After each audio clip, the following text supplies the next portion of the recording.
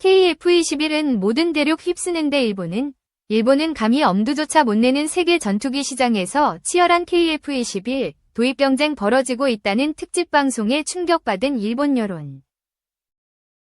첫 국산 초음속 전투기 KF-21 보라매가 최근 1호 기 조립을 시작으로 본격적인 양산에 돌입하면서 KF-21 위 우수한 기능과 합리적 가격이 세계 방산 시장에서 주목받고 있다.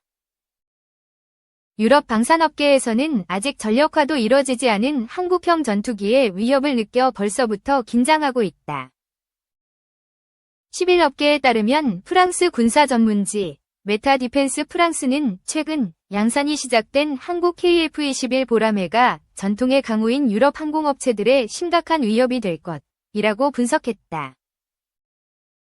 기체 양산과 체계 종합 및 후속 군수 지원을 맡은 한국항공우주산업 KAI는 지난 6월 방위사업청과 KF-21 20대를 납품하는 1조 9,600억 원 규모의 최초 양산 계약을 체결했다. KF-21은 부분적인 스텔스 기능을 갖춘 4.5세대 전투기로 분류된다. 프랑스 라팔, 유로파이터 타이푼, 미국 F-16이나 F-15EX 등이 같은 급의 경쟁 모델이다. 뛰어난 점은 확장성이다. 21세기에 개발된 유일한 4.5세대 전투기인 KF-21은 앞으로 높은 수준의 스텔스 기능을 갖춘 5세대. 유무인 복합 운영이 가능한 6세대로 진화적 개발을 이어가도록 개발됐다. 경쟁 모델들은 3세대에서 출발해 개량을 거쳐 현재 최대치까지 성능을 끌어올린 것으로 평가된다. 이런 성능의 가격 경쟁력까지 갖췄다. 업계에 따르면 초도 양산에 들어가는 개발 분담금을 제외하면 KF-21의 가격은 대당 후속 군수 지원을 포함해 1,000억 원 수준으로 파악된다. 라팔과 타이푼은 대당 1,500억 원을 넘는 것으로 알려졌다. 메타 디펜스 프랑스 역시 KF-21은 라팔이나 타이푼보다 가격 면에서 우위에 있다고 짚었다. 더구나 KF-21은 이제 막 양산에 돌입한 신규 기체로 향후 생산비 절감 요소가 반영되면 가격 경쟁력이 더 높아질 수 있다. KAI는 첨단 자동화 설비를 확대 도입해 생산성을 더욱 끌어올릴 계획이다. 올해 방산 수출 최초 200억 불 달성을 향한 여정이 진행 중이다. 석종건 방위사업청장은 5월 6일부터 이틀간 말레이시아 쿠알라룸푸르 방산 전시회에 참석해 FA-50 견공격기, K9 자주포, 천무 등 주요 무기체계의 동남아 지역 수출 협의를 마쳤다. 지난 4월에는 폴란드와 천무 2차 이행 계약, 페루와 공동 함정 건조 수출 계약 및 차륜형 장갑차 우선 협상 대상자 선정이 성사됐다. 말레이시아 방산 전시회는 국방안보 전문 전시회로 세계 60개국에서 1,200개 기업이 참여했다. 석 청장은 말레이시아 국방장관과 총사령관, 베트남, 필리핀, 태국의 주요 지휘자들을 만나 양국 간 국방 방산 분야 협력을 강화하기 위한 방안을 논의하고 전시회에 참여한 우리 기업을 격려했다. 석 청장은 말레이시아 국방장관과 작년 5월 계약된 FA-50 1차 수출의 성과를 평가하고 추가 2차 수출 방안을 논의했다. 특히 FA-50 후속 군수 지원 인프라를 말레이시아 현지에 구축하는 방안 등을 협의했다. 또한 양국 업체, 한국, 한화에어로스페이스 말레이시아, WBG 간 천무 수출을 위한 업무 협력 MOU 체결식에 참석하고 향후 천무 및 천공 II 등 유도무기에 대한 수출 협의도 적극 추진하기로 하였다. 필리핀 주요 관계자와는 필리핀의 3단계 군 현대화 계획에 맞춘 분야별 구체적 협력 방안을 논의했고 특히 필리핀 측이 관심을 보인 KF-21, FA-50, 잠수함 등을 중심으로 협의했다. 베트남이 도입 의사를 보이고 있는 K9 자주포에 대해서는 관련 정보를 적극 공유하고 추진 방안을 협의해 나가기로 했다. 한편 4월 25일 한화에어로스페이스 대표이사 손재일은 폴란드와 16.4억 불, 약 2조 2천억 원 상당의 천무 2차 이행 계약을 체결한 바 있다. 이는 폴란드 신정부 수립 후 처음으로 한국과 폴란드 간에 체결된 무기체계 계약으로서 여전히 양국 간의 협력 관계가 공고하다는 사실을 보여준다는 점에서 의미가 깊다. 페루에서는 우리 기업들이 페루군의 해군과 육군의 전력 증강 사업을 위한 주 협력 기업으로 선정되었다. 4월 17일 HD 현대중공업 대표이사 노진율, 이 페루와 호위함 등 함정 4척에 대한 총 4.6억 불, 약 6,200억 원 규모의 공동건조 계약을 체결하고 향후 15년간 페루 정부 및 해군의 전략적 파트너 지위를 확보했다. 이어 5월 1일에는 STX와 현대로템이 페루 차륜형 장갑차 사업에 대한 우선 협상 대상자로 선정되었으며 5월 중순에는 페루 육군 전력 강화를 위한 전략적 협력 기업 지위도 확보 예정이다.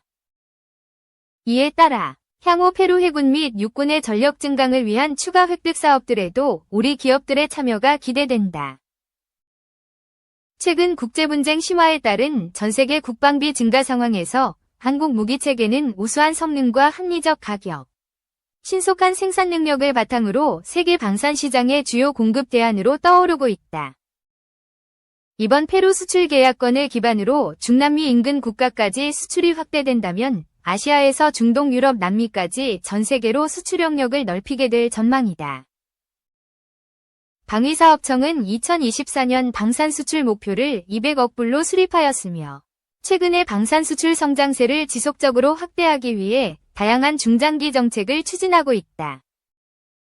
첨단 기술 역량 확보, MRO, 운용 정비, 시장 진출 및 연동 무기체계의 패키지형 수출 등 신수출 영역 개척, 관계기관 협업을 통한 방산 분야 금융 지원 확대 등 수출 지원 강화와 같은 다각적 노력을 수행할 계획이라고 밝혔다. 2. 미군, 남중국해 필리핀군 지원 TF 운용 중, 시각정보 등 제공. 미군이 태스크포스를 구성, 남중국해에서 중국과 대립하는 필리핀의 군사작전을 지원하고 있다고 밝혔다. 21일 현지 시간 로이터 블룸버그 통신에 따르면 주필리핀 미국 대사관은 이날 성명을 통해 태스크포스 아용인 남중국해 세컨드 토머스 암초의 필리핀명은 미군이 남중국해에서 필리핀군 활동을 지원할 수 있도록 함으로써 미국 필리핀 동맹의 조정과 상호 운용성을 강화한다고 밝혔다. 다만 ETF가 어떤 지원을 제공하는지는 자세히 언급하지 않았다. 지난 19일 로이드 오스틴 미 국방부 장관은 남중국해 필리핀 팔라완 섬의 필리핀군 지휘통제센터를 방문한 뒤 미국 TF-IU인에 배치된 몇몇 미국 군인을 만났다. 고 X의 트위터에 썼다. 이 TF의 존재를 언급한 것은 오스틴 장관이 처음이다. 이와 관련해 필리핀군은 성명에서 미군이 필리핀의 해상 영역 정보를 강화하는 데 도움이 되는 기술 지원을 제공한다면서 이는 서필리핀에 필리핀이 영유권을 주장하는 남중국해 해역의 필리핀명에서 우리의 이익을 수호하는 프로그램과 활동의 계획 실행을 돕는 핵심적인 임무라고 설명했다. 에두아르도 아노 필리핀 국가안보보좌관도 이 TF를 언급하면서 미군이 필리핀의 정보감시 정찰, ISR, 해상 영역 인식 등 지원을 제공하고 있다고 말했다. 하지만 중국과 필리핀 간 최대 분쟁 해역인 세컨드 토머스 암초에 주둔한 필리핀 병력의 일상 물자를 보급하는 임무 등 필리핀의 남중국해 활동과 관련해 실제 직접 참여 면에서는 순전히 필리핀의 작전이라고 덧붙였다. 앞서 호세 마누엘 로무알데스 주미 필리핀 대사는 필리핀이 미군의 세컨드 토머스 암초 물자 보급 임무를 도와달라고 요청하지 않았으며 미국은 단지 시각적 정보만 지원했다고 말한 바 있다. 틴 장관은 또 19일 팔라완 섬에서 필리핀 해군의 첨단 무인수상정인 만타스 T-12 위시연을 관람했다. 이 USV는 미국의 필리핀 군사 지원의 하나로 올해 도입된 것이라고 그는 공개했다. 필리핀군은 T-12를 팔라완 섬 등지에서 운용하면서 남중국해 정보 수집 감시 등에 활용하는 것으로 알려졌다. 오스틴 장관은 또 지난 18일에는 길버트 테오도로 필리핀 국방부 장관과 함께 양국 군사정보보호협정을 체결했다. 이 협정을 통해 양국은 기밀 방위 정보를 실시간으로 안전하게 공유할 수 있게 됐다. 특히 이제 필리핀군이 미국의 의성 무인기, 드론, 감시 시스템에 접근할 수 있게 된 것으로 전해졌다. 필리핀은 1999년 세컨드 토머스 암초의 낡은 군함을 고의로 좌초시킨 뒤 이 배를 지킨다는 명분으로 10명 안팎의 해병대원을 상주시키고 주기적으로 식량 선박 보강용 자재 등 물자를 공급해왔다. 이에 중국이 물대포 등을 동원해 필리핀군의 물자 보급 임무를 방해하면서 양국 간 충돌이 계속돼 왔다. 지난 6월에는 이곳에서 중국 해경이 필리핀 해군을 공격해 필리핀 병사 여럿이 부상하는 사건이 발생. 양국 간 긴장 수위가 최고조에 달했다. 이후 양국은 필리핀군 병력에 대한 물자 보급 임무 등과 관련해 잠정 합의했으며 현재까지 세컨드 토머스 암초에서는 양국 간 큰 충돌이 없는 상태다. 3. 배 GPS 전파 교란 2주 연속 시도. 민간 선박 항공기 일부 장애 발생 가능성. 군은 21일 북한이 이날 새벽에도 황해남도 해주 일대와 내륙 등지에서 위성항법 장치 전파 교란을 했다고 밝혔다. 이는 북한의 지금까지 최장기간인 2주 연속 GPS 전파 교란 시도다. 앞서 북한의 최장 GPS 도발 기간은 지난 5월 29일부터 6월 2일까지 5일 연속이었다. 북한의 GPS 교란은 우리 군 장비 및 작전에 영향을 미칠 정도로 신호가 강하진 않지만 민간 선박과 항공기 운항에는 일부 장애가 발생할 가능성이 있다. 북한은 지난 8일부터 GPS 전파 교란 시도를 하고 있으며 14일부턴 서북도서뿐만 아니라 경기와 강원 북부 등 남북 접경 지역 전역에서 GPS 교란 신호가 잡히고 있다. 우리 군은 최근 북한의 GPS 전파 교란 시도가 북한 주장 남한 무인기 침투에 대비한 자체 훈련 목적인 것으로 보고 있다.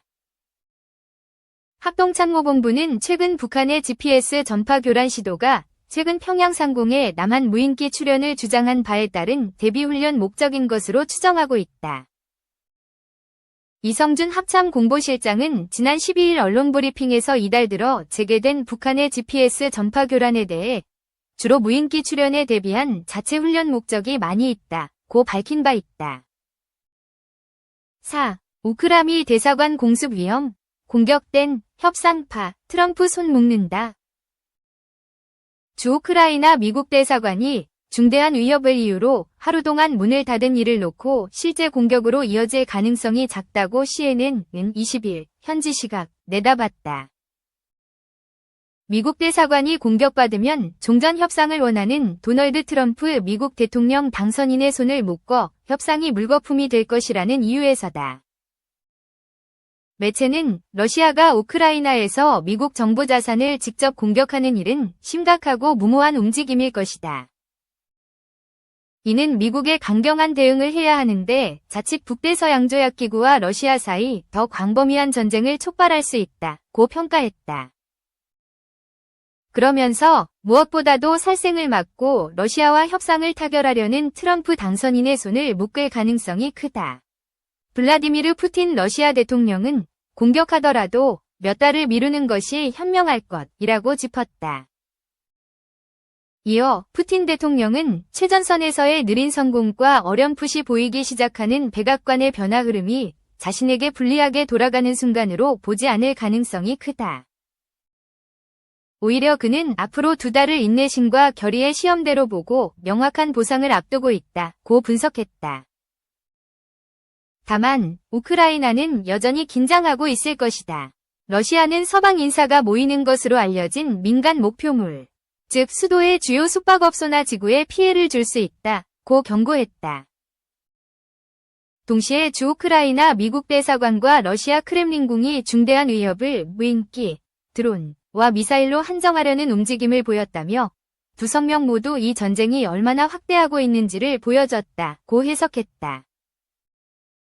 매체는 우크라이나 국방부 관료는 소셜미디어에 러시아의 대규모 공습을 주장하는 거짓 경고가 러시아에서 생산한 허위 정보라고 조롱하기도 했다라며 그들, 서방은 크렘린궁 수장이 내린 모든 레드라인, 허용 한계선, 이 열기에 증발하는 것을 천천히 알아차리고 있다고 지적했다. 미하일로 포돌리아크 우크라이나 대통령실 고문은 공습 공포가 심리전 탓이라며 러시아는 겁을 주기 위한 도구가 하나 있다. 이것은 항상 러시아 정치의 고전적인 요소였다. 그들이 만들고자 하는 것은 협박과 그로 인한 극심한 공포다. 협력국은 러시아에서 들어온 정보에 더 조심했으면 좋겠다. 고 언급했다. 일시 폐쇄된 주우크라이나 미국 대사관은 하루 만인 이날 다시 문을 열었다.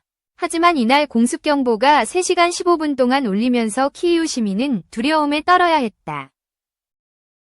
전날 미국 국무부는 대규모 공습에 관한 구체적인 정보를 입수했다며 대사관을 임시 폐쇄하고 상주 직원에게 대피 명령을 내렸다.